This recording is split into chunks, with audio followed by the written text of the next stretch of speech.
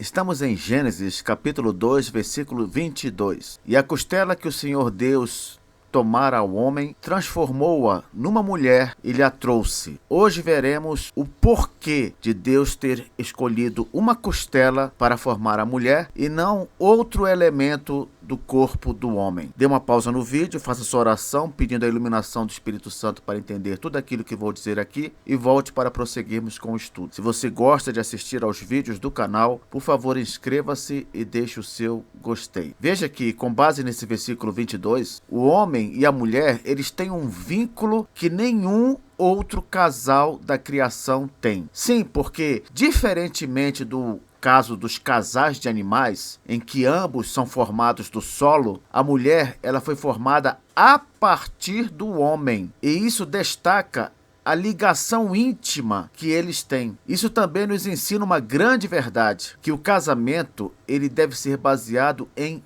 igualdade, respeito, amor mútuo, porque o homem e a mulher, eles são complementares, eles não são rivais. Um complementa o outro. Isso também sustenta a doutrina da criação especial contra a ideia de um evolucionismo. Por quê? Porque além do homem já ter sido criado à imagem e semelhança de Deus, sem passar por nenhum processo de evolução, vemos também que a criação de Eva quebra a ideia de evolução. Por quê? Ela não evoluiu de nada. Ela foi criada diretamente a partir do homem. Não há qualquer espaço no texto de Gênesis para imaginar que tanto o homem quanto a mulher passaram primeiro por um processo evolutivo para chegarem a ser as pessoas que foram. Nenhum dos dois descendeu diretamente de um símio ou uma espécie de macaco. Não.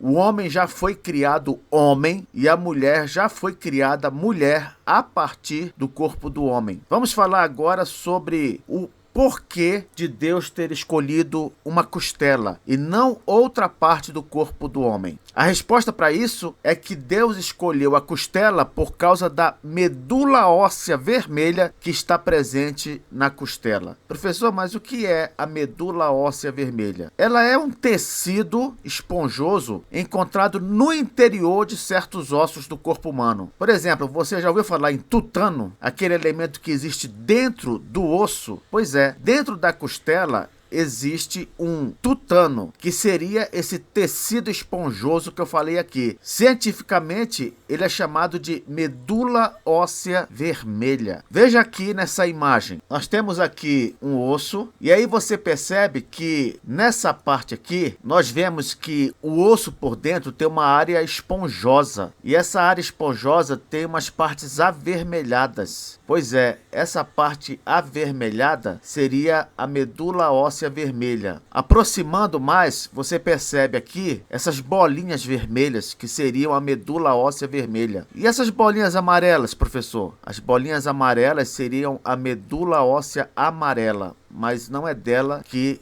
vamos falar hoje. Se descermos mais aqui, dá para ver bem de perto o osso esponjoso com os traços vermelhos. Aqui nessa parte separamos só a parte avermelhada, que seria a medula óssea vermelha. Isso aqui que é a medula óssea amarela que eu acabei de falar. Onde especificamente no ser humano a medula óssea vermelha se encontra? Onde? Ela se encontra nos recém-nascidos. Quase todos os ossos de um recém-nascido contêm medula óssea vermelha. No entanto, à medida que a gente vai envelhecendo, grande parte dessa medula ela vai sendo substituída pela medula óssea amarela, que é rica em gordura. Como eu disse, o objetivo hoje não é falar sobre a medula óssea amarela. Vamos continuar. Quando nós chegamos à idade adulta, a medula óssea vermelha permanece ativa principalmente nos seguintes ossos. Preste atenção. Nos ossos planos, como o externo, o osso do tórax. Mais adiante eu vou mostrar uma imagem. E os ossos do crânio também. Ah, nos ossos da cabeça existe medula óssea vermelha? Existe. Nos ossos da pelve, aqueles ossos ali que tem a ver com os órgãos genitais. As costelas, nas costelas principalmente, medula óssea vermelha. É o objetivo do nosso estudo aqui, não é? A costela de Adão. Nas vértebras, vou mostrar uma imagem também, para você se localizar com respeito a isso. E nos chamados ossos longos, principalmente aqueles ossos da perna, o fêmur e a tíbia. Também mostrarei uma imagem daqui a pouco. Mas por que eu estou falando tudo isso aqui? Pelo seguinte, a medula óssea vermelha, ela é rica, sabe em quê? Em células tronco. Já ouviu falar? Essas células tronco, elas podem gerar tecidos e até mesmo um novo ser humano. Elas podem se transformar em diferentes tipos de outras células. Elas são tão úteis que podem tratar leucemia, doenças do sangue, podem regenerar tecidos e órgãos, como no caso da pesquisa para o tratamento de doenças neurodegenerativas como Parkinson, Alzheimer. Resumindo, as células troncos, elas servem para medicina regenerativa, porque elas conseguem reconstruir tecidos lesionados, ajudam em cartilagem que está faltando, ajudam na formação de músculos. Professor, a célula tronco não é aquela que possibilita a clonagem de alguém? Olha, no caso da clonagem de um ser humano, essa questão é tão polêmica que é proibido na maioria dos países você clonar um ser humano usando as células tronco.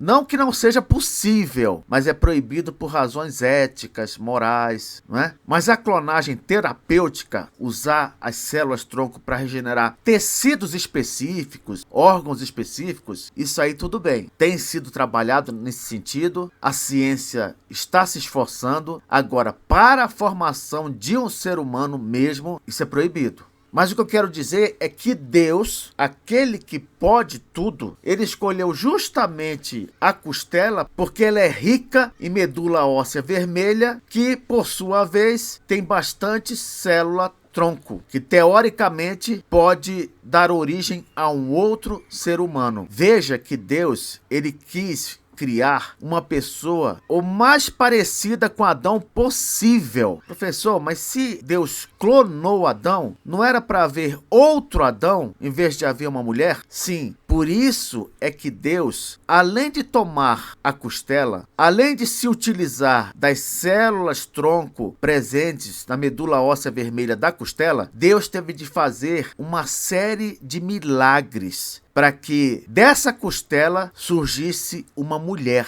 e não outro Adão. Primeiro milagre que Deus fez, ele reprogramou essas células para que elas se tornassem pluripotentes. Como assim? As células tronco, elas são multipotentes. Elas podem originar diferentes tipos de células do sangue, mas não todos os tipos. Então, a célula tronco não ia poder gerar a pele, os músculos, os ossos, os nervos. Deus teria que tornar essas células mais capazes, vamos dizer assim, do que elas realmente são. Mas saiba que hoje os cientistas, eles já estão conseguindo transformar células adultas em células pluripotentes, ou seja, células capazes de fazer muito mais coisas do que elas fazem. Só que Deus, ele é muito maior do que a ciência, então ele foi capaz de fazer isso de forma instantânea, entende? Os cientistas poderiam até modificar células tronco e darem a elas a capacidade de replicar pele, músculo, osso, nervo, mas eles ainda estão batalhando nisso. Deus, porém, fez essas coisas instantaneamente, tornou as células tronco mais capazes do que elas são. Segundo lugar, Deus mexeu no DNA dessas células tronco. Por quê? Porque Deus não queria criar outro Adão. Não, ele queria criar uma mulher. Então, ele mexeu ali nos cromossomos de Adão. Como Adão é um homem, ele tinha nas suas células cromossomos X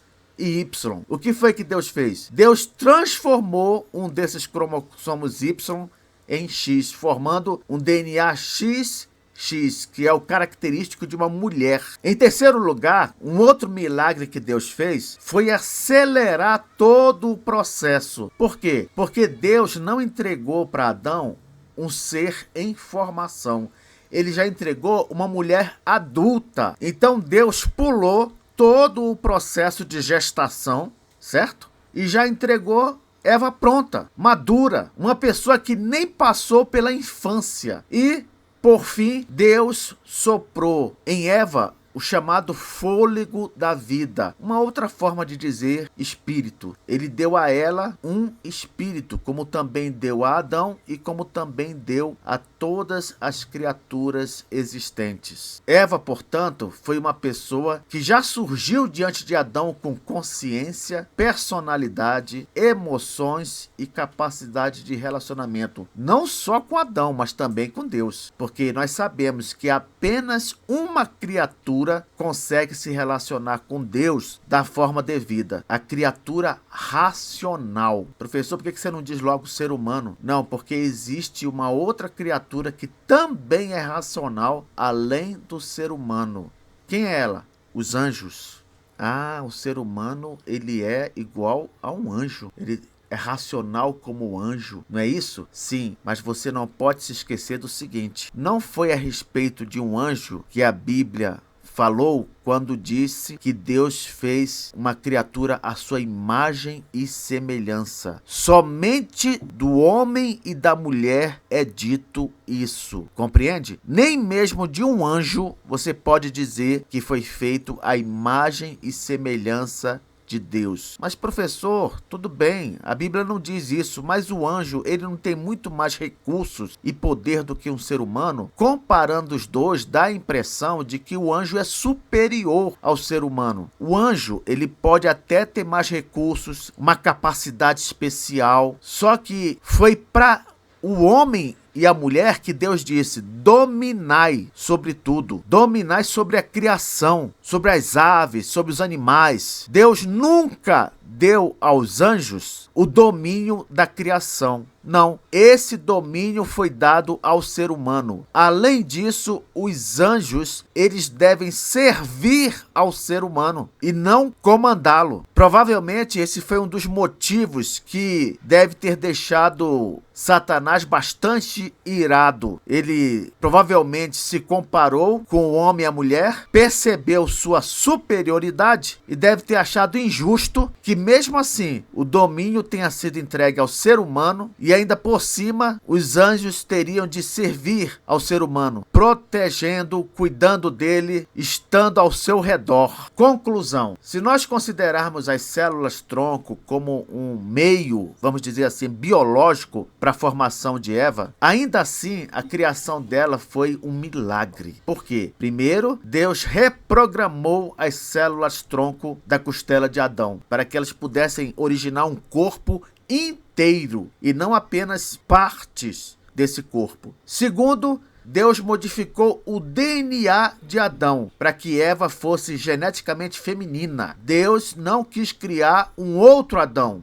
Não, ele quis criar uma mulher para Adão. Isso também vai contra a tese de que o homem, ao se sentir só, poderia ser suprido com outro homem. Não, Deus não fez o primeiro homem um ser homossexual, fez um ser heterossexual para se relacionar, para constituir família com uma pessoa do sexo oposto. Terceiro, Deus também fez o milagre de acelerar o crescimento celular, formando uma mulher com corpo adulto de forma instantânea. E por fim, Deus também deu a Eva uma alma viva, tornando-a um ser humano consciente, capaz de se relacionar tanto com o seu companheiro quanto com Deus. Mas ainda resta uma última pergunta aqui. Se há outros ossos que poderiam ser utilizados para isso, além da costela, porque lembra que eu falei que a medula óssea vermelha, ela existe em vários outros ossos do corpo humano? Lembra disso? Olha aqui, eu falei que a medula óssea vermelha, ela existe no externo. Professor, o que é o externo? É o osso do tórax, é esse osso aqui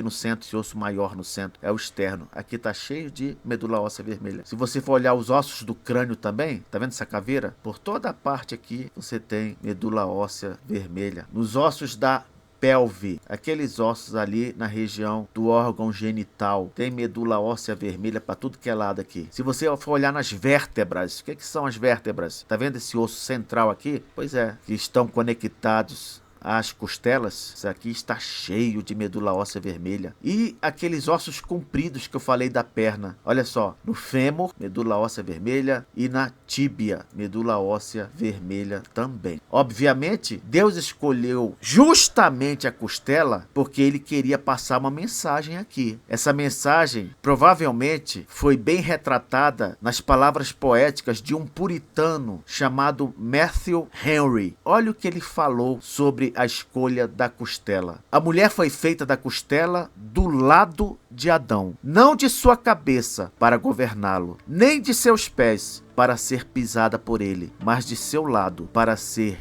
igual a ele, de debaixo de seu braço para ser protegida e de perto de seu coração para ser amada. Por que não?